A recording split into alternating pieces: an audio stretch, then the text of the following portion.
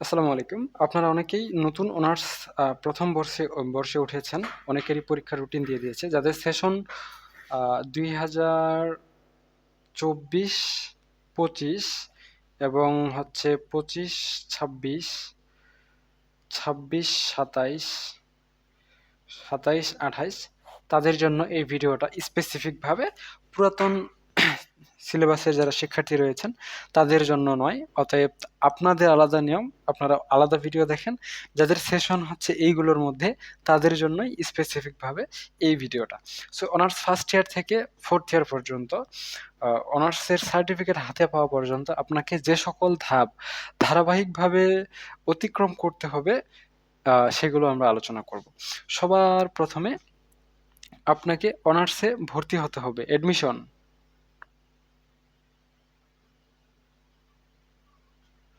মানে তার আগেও তো হচ্ছে এসএসসি পাস করতে হবে, সেগুলো বাদ দেন। অনার্সের ভিতরে যেগুলো আছে, যে কোনো একটা কলেজে আপনাকে সবার প্রথমে এডমিশন হতে হবে। আমি ধারাবাহিকভাবে ধাপগুলো বলতেছি, আপনারা মিলাই নেন। এডমিশন হওয়া শেষ, এর পরবর্তীতে আপনার দ্বিতীয় পদক্ষেপ হচ্ছে আপনাকে কলেজে ক্লাস করতে হবে। এখন ক্লাস করবেন কতদিন? ক্লাস করবেন আপনি হচ্ছে 60% দিন। যতদিন খোলা থাকবে তার 60% দিন। ঠিক আছে? ক্লাসের জন্য কিন্তু আপনার ৫ নাম্বার বরাদ্দ। এখান থেকে আপনি কমপক্ষে ৩ নাম্বার আপনাকে পেতে হবে। মানে ১০০% এর মধ্যে কমপক্ষে ৬০% কলেজে উপস্থিত থাকতে হবে। তবে কিছু, কিছু কলেজে উপস্থিত না থাকলেও আপনাকে উপস্থিত দেখায় দেয়, সেটা আলাদা বিষয়। কিন্তু আপনাকে যদি উপস্থিত না দেখায় তাহলে কিন্তু আপনি আর পরের ধাপেই যাইতে পারবেন না। বুঝতে পেরেছেন? তো অনার্স কমপ্লিট করার জন্য অনার্স ফার্স্ট ইয়ারে প্রথমত অ্যাডমিশন হইতে হবে, এরপরে আপনি ফার্স্ট ইয়ারে উঠবেন। ফার্স্ট ইয়ারে আপনাকে ক্লাস শুরু করতে হবে। এখন ক্লাস না গেলেও যদি আপনার উপস্থিতি দেখায় দেয়, বেশিরভাগ কলেজেই দিয়ে দেয়। আপনার কলেজে দেয় কিনা আপনি জেনে নিবেন। দিলে তো ভালো, না দিলে আপনি কলেজ যাবেন। যেহেতু আপনি অনার্সের সার্টিফিকেট পেতে চান, কলেজ তো অবশ্যই যেতে হবে। তো আপনাকে কমপক্ষে ৬০% উপস্থিতি থাকতে হবে। যে ৬০% উপস্থিতি থাকবে তাকে ৩ মার্ক দেওয়া হবে।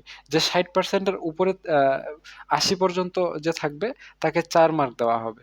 যে ৮০ সরি, ৮০ না, ৮০% যে উপস্থিত থাকবে তাকে ৫ মার্ক দেওয়া হবে। ৭০% যে উপস্থিত থাকবে তাকে ৪ মার্ক দেওয়া হবে। তো এই হচ্ছে বিষয়। তো আপনি ক্লাস অ্যাটেন্ড করলেন, আপনার অ্যাটেন্ডেন্স নাম্বার পেয়ে নিলেন। এরপরে আপনার পরবর্তী ধাপ হচ্ছে ইন কোর্স দিতে হবে। ইন কোর্স পরীক্ষা দিতে হবে। ইনকোর্স পরীক্ষা দিতে হবে। কয়টা পরীক্ষা দিতে হবে? ২ টা। ইনকোর্স পরীক্ষার কত নাম্বারের করে পরীক্ষা হবে? ইনকোর্স পরীক্ষা লিখতে হবে, লিখিত পরীক্ষা হবে আরকি। ইনকোর্স পরীক্ষা ১৫ নাম্বারের ২ টা পরীক্ষা দিতে হবে। Total ৩০ mark. ১৫ নম্বরের ২ টা পরীক্ষা, টোটাল আপনাকে ৩০ নম্বরের পরীক্ষা অ্যাটেন্ড করতে হবে। আপনি যদি ক্লাসে পাস করেন তাহলেই কেবলমাত্র ইনকোর্স পরীক্ষা দিতে পারবেন। মানে ক্লাস অ্যাটেন্ডেন্সটা ঠিক থাকলে, অন্যথায় ইনকোর্স পরীক্ষা দিতে পারবেন না। সো ক্লাস অ্যাটেন্ডেন্সে কমপক্ষে ৩ নাম্বার তো অবশ্যই থাকবে। ক্লাস অ্যাটেন্ডেন্সের নাম্বার সহ, মনে করেন ক্লাস অ্যাটেন্ডেন্সের নাম্বার হচ্ছে এক্স। এক্স কেন ধরলাম? অনেকে ৩ পাইতে পারে, অনেকে ৩.৫ পাইতে পারে, অনেকে ৪ পাইতে পারে, ৪.৫ পাইতে পারে, অনেকে ৫ পেতে পারে, ৫ এর বেশি পাবেন না। তো ধরে নিলাম এক্স। তাহলে এই এক্স এর সাথে হচ্ছে আপনার ইনকোর্স পরীক্ষা যে ৩০ মার্কের আছে, তো ২ টা পরীক্ষার ৩০ এর মধ্যে আপনি যত নাম্বার পাবেন, মনে করেন ৩০ এর মধ্যে যতই পাইলেন, এটাকে ধরে নেন ওয়াই। ঠিক আছে? বা যত নাম্বার পাবেন, হ্যাঁ, তাকে অর্ধেক করে আপনার যে নাম্বারটা হবে, তো ইনকোর্সের নাম্বারটা ধরে নেন ওয়াই, গড়টা। মনে করেন ২ টা পরীক্ষায় ১৫, ১৫, ৩০। সো ৩০ এর মধ্যে আপনি ১০ করে ২০ পাইলেন। তো যে ২০ পাইলেন, ২০ টাকে ২ ভাগ করা হবে পুনরায়, তাহলে আপনার আসতেছে ১০। এই যে নাম্বারটা পেলেন, মনে করেন এটাকে ধরেন ওয়াই। সো এক্স আর ওয়াই যদি আপনার যোগ করা হয়, যোগ করলে যদি ৮ নাম্বার পান, তাহলে আপনি পরবর্তী পদক্ষেপ গ্রহণ করতে পারবেন, পরবর্তী ধাপে যাইতে পারবেন, অন্যথায় পারবেন না। মানে ক্লাসের যত নাম্বার পাবেন ওটার সাথে ইনকোর্সের নাম্বারটা যোগ করলে যদি ৮ নাম্বার হয়, তাহলে আপনি পরবর্তী ধাপে যাইতে পারবেন। ৮ নাম্বার মানে বলতেছি ২ টা পরীক্ষা দিয়ে টোটাল কমপক্ষে ১৬ নাম্বার পাইতে হবে। ঠিক আছে? সরি, ১৬ নাম্বার না, মানে ২ টা পরীক্ষা দিয়ে হচ্ছে যে নাম্বার পাবেন ওটাকে ২ ভাগ করবেন। ২ ভাগ করার পর যে নাম্বারটা আসবে, ওই নাম্বারের সাথে আগের নাম্বারটা যোগ করলে হচ্ছে আপনার যোগ করে ৮ লাগবে। তাহলে আপনি মোটামুটি ইন কোর্স কমপ্লিট করলেন।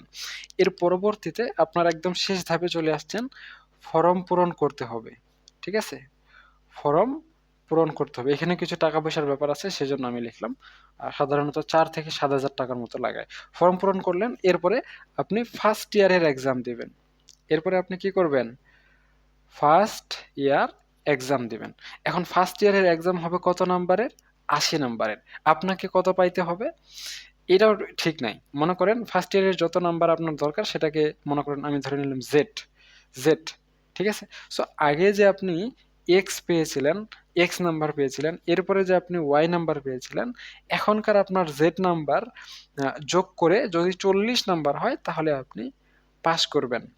তাহলে আপনি কি করবেন? পাস করবেন ফার্স্ট ইয়ার। বুঝতে পেরেছেন? সো মনে করেন আপনি, এক্সাম্পল আমি দিচ্ছি, মনে করেন একটা শিক্ষার্থী ক্লাসে পাইছে 3, ইনকোর্স পরীক্ষা যত দিছে তার অর্ধেক আসবে। মনে করেন ইনকোর্স পরীক্ষায় 20 এর মধ্যে 10 পাইছে, সো ইনকোর্সে আসছে 10, তাহলে হয়ে গেল 13। তাহলে 40 এর মধ্যে 13 তার আগে থেকেই হয়ে গেছে। তাহলে তার আর কত দরকার? 30, 27 দরকার। তাহলে লিখিত পরীক্ষায় যদি সে 27 পায় তাহলেই 40 হয়ে যাবে, তাহলে সে পাস করবে। অথবা মনে করেন একজন শিক্ষার্থী ক্লাসে ভালো অ্যাটেন্ড করছে, 5 এর মধ্যে 5 পাইছে, ইনকোর্সে স্যারের সাথে ভালো সম্পর্ক, সাজেশন পাইছে, 15-র মধ্যে 30-এর মধ্যে 30 পাইছে, মানে 15 নাম্বার হিসাব হবে, মনে করেন 15ই পেয়ে গেল। ঠিক আছে? তাহলে তার হচ্ছে গিয়ে এখানে 20 নাম্বার হয়ে গেল। ঠিক আছে? তাহলে সেই 20 নাম্বার, আর লিখিত পরীক্ষায় যদি সে 20 নাম্বার পায় তাহলে 20 আর 20 40 পেলেই সে পাস হয়ে যাবে। তো ফার্স্ট ইয়ারটা এভাবে কমপ্লিট হয়ে গেল। ফার্স্ট ইয়ার কমপ্লিট হওয়ার পর এডমিশন বাদ দিয়ে সেম প্রসেস পরবর্তী বছরের জন্য প্রযোজ্য হবে। পরবর্তী বছরেও আপনি ক্লাস করবেন, 60% অ্যাটেন্ডেন্স থাকবেন, 5 এর মধ্যে যত পাবেন তার সাথে হচ্ছে ইনকোর্স পরীক্ষা দিতে হবে। ইনকোর্সের নাম্বার যত পাবেন, মানে 5 এর মধ্যে 3 পাইলে পাস করবেন, ইনকোর্স পরীক্ষা দিতে পারবেন।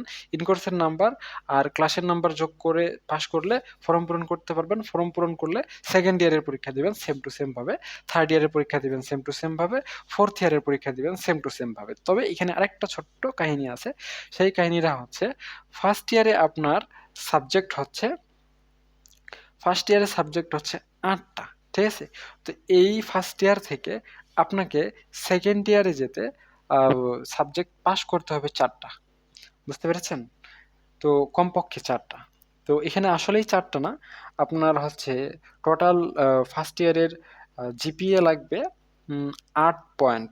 এখন আপনি যদি একটা সাবজেক্টে 3 পয়েন্ট পান, আরেকটাতে 3 পয়েন্ট পান, আরেকটাতে 2 পয়েন্ট পান, সেক্ষেত্রেও কিন্তু আপনি ফার্স্ট ইয়ার থেকে সেকেন্ড ইয়ারে চলে যাবেন। ঠিক আছে? এখন ঘটনা হচ্ছে, যেই শিক্ষার্থী 8টা সাবজেক্ট পরীক্ষা দিয়ে 5টা সাবজেক্টেই ফেল করে, মাত্র 3টা সাবজেক্টে পাস করে, সে একটা সাবজেক্টে 3 পয়েন্ট, আরেকটাতে 3 পয়েন্ট, আরেকটাতে 2 পয়েন্ট পায় না সাধারণত। মানে তার এই যোগ্যতাটা নাই। যদি থাকতো তাহলে তো আর সে 8টা সাবজেক্টের মধ্যে 5টাতে ফেল করতো না। তো সেই হিসেবে বলা যায় 8টা সাবজেক্টের মধ্যে যে 4টা সাবজেক্টে পাস করবে সে ফার্স্ট ইয়ার থেকে সেকেন্ড ইয়ারে চলে আসবে। এখন সেকেন্ড ইয়ারে আপনাদের কয়টা বই হবে এখনো পর্যন্ত জাতীয় বিশ্ববিদ্যালয় এটা অফিসিয়ালি অ্যানাউন্স করেনি। সম্ভবত প্রতি বছরের মতোই একটা একটা করে সাবজেক্ট আপনার বাড়তে পারবে, বাড়তে থাকবে। গত জাতীয় বিশ্ববিদ্যালয়ের ইতিহাসে এরকমই নিয়ম ছিল। তো সেই হিসেবে 9টা বই হতে পারে, নাও হতে পারে, 10টাও হইতে পারে বা 8টাও থাকতে পারে। ধরে নিচ্ছি আমি 9টা বই। সো 9টার মধ্যে তখন আপনাকে পুনরায় 4টা সাবজেক্ট পাস করতে হবে। যদি 9টা বই থাকে তাহলে পুনরায় 4টা সাবজেক্ট পাস করতে হবে। যদি 4টা সাবজেক্ট থাকে 4টা, আর না হলে 9 দুগুণে 18 পয়েন্ট পেতে হবে। বুঝতে পেরেছেন? সবগুলা মিলাই 9টা সাবজেক্টে। দুঃখিত, 18 পয়েন্ট না, 9 পয়েন্টে হবে। সরি, আমি এখানে লিখতে ভুল করেছি। 9 পয়েন্ট, হয় 9 পয়েন্ট পাইতে হবে, অথবা কি করতে হবে? 4টা সাবজেক্ট পাস করতে হবে। এখন যদি কথার কথা 8টা সাবজেক্ট পুনরায় চলে আসে, তাহলে হয় আপনাকে 8 পয়েন্ট পাইতে হবে অথবা 4টা সাবজেক্ট পাস করতে হবে। ঠিক আছে? যদি সেকেন্ড ইয়ারে 7টা সাবজেক্ট আসে, সেকেন্ড ইয়ার হোক, থার্ড ইয়ার হোক, ফোর্থ ইয়ার হোক, মানে কথার কথা বলতেছি, যে কোনো একটা বর্ষেই হোক, যদি 7টা সাবজেক্ট হয় সেক্ষেত্রে আপনাকে 3টা সাবজেক্ট অথবা 7 পয়েন্ট পাইতে হবে। ঠিক আছে? এখন যদি 10টা সাবজেক্ট হয় তাহলে আপনাকে 5টা সাবজেক্ট অথবা 10 পয়েন্ট পেতে হবে। ঠিক আছে? সো আশা করা যায় বুঝতে পেরেছেন। সেকেন্ড ইয়ার থেকে থার্ড ইয়ার, থার্ড ইয়ার থেকে ফোর্থ ইয়ার। এখন আমি আপনাদের একটু জার্নিটা বলি। মনে করেন যে আপনি ফার্স্ট ইয়ার থেকে সেকেন্ড ইয়ারে গেছেন, মাঝখানে আপনার 2টা সাবজেক্ট ইমপ্রুভ ছিল। ঠিক আছে? এখন আবার সেকেন্ড ইয়ারে পরীক্ষা দিছেন, দিয়ে থার্ড ইয়ারে গেছেন, আপনার আরও 3টা সাবজেক্ট ইমপ্রুভ হয়ে গেছে। আবার থার্ড ইয়ার থেকে আপনি 4th ইয়ারে গেছেন, হ্যাঁ? আরো ৪ টা সাবজেক্ট ইমপ্রুভ হয়ে গেছে। 4th ইয়ারের পরীক্ষা দিয়ে দিয়েছেন। আর 1st ইয়ারের ২ টা, 2nd ইয়ারের ৩ টা, 4th ইয়ারের ৪ টা সাবজেক্ট এখনো পাস করা হয়নি। তাহলে কি সার্টিফিকেট পাবেন? অ্যান্সার হচ্ছে নো। আপনার যতগুলো সাবজেক্ট রয়েছে সবগুলো সাবজেক্টের পরীক্ষা দিয়ে পরীক্ষায় পাস করার আগ পর্যন্ত আপনি কোনোভাবেই সার্টিফিকেট পাবেন না।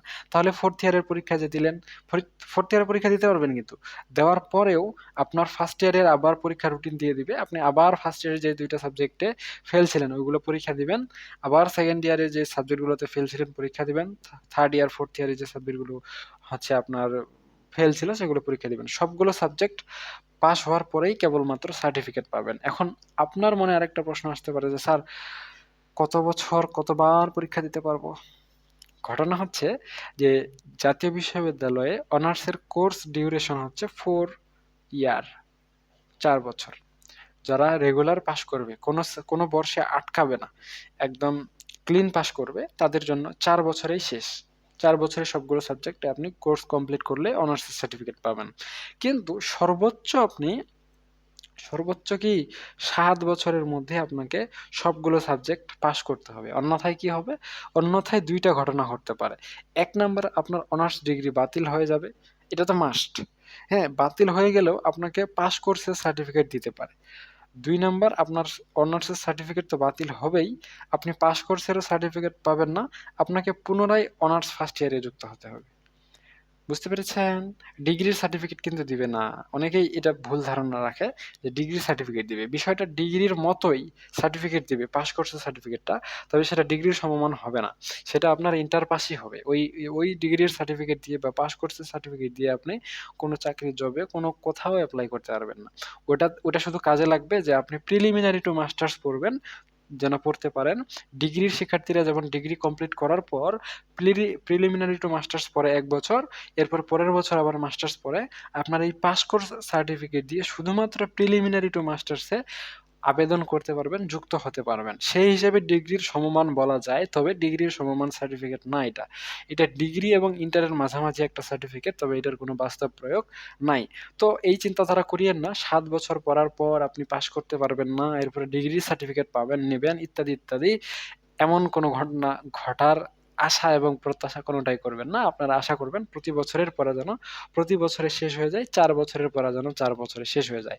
বাই দ্য ওয়ে, জাতীয় বিশ্ববিদ্যালয় কিন্তু সাধারণতই সেশন জেম সম্বলিত একটা বোর্ড।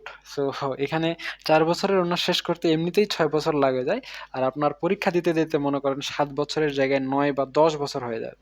এখন আপনি ১০ বছর ধরে অনার্স পড়বেন, তারপরেও পাস করতে পারবেন না। এতটুকু আমি কোনোভাবেই মানতে পারতেছি না। আর আপনি যদি পাস করতে না পারেন তাহলে আমি আপনাকে স্টুডেন্টই মনে করতেছি না। তো আশা করা যায় আপনারা এ বিষয়ে পূর্ণাঙ্গ ধারণা পেয়েছেন। আপনাদের যদি আরো অন্য কোনো তথ্য জানার প্রয়োজন হয় অবশ্যই আমাদের এখানে WhatsApp নাম্বার দেওয়া রয়েছে। এই নাম্বারে যোগাযোগ করতে পারেন। আজকে পর্যন্তই। ধন্যবাদ।